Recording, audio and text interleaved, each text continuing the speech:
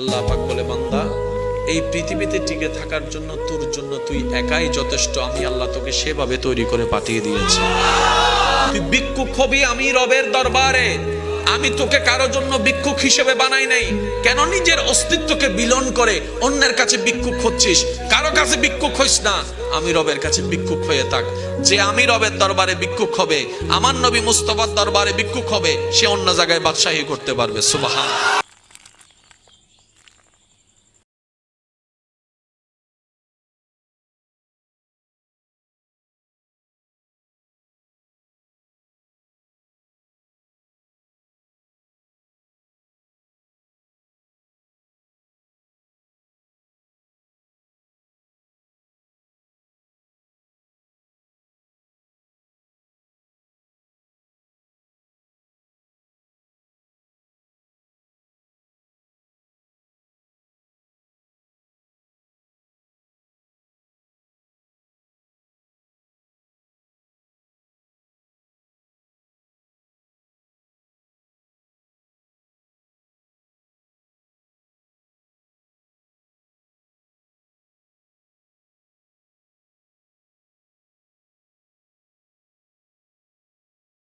আল্লাহ পাক বলে, বান্দা এই পৃথিবীতে টিকে থাকার জন্য তোর জন্য তুই একাই যথেষ্ট। আমি আল্লাহ তোকে সেভাবে তৈরি করে পাঠিয়ে দিয়েছি।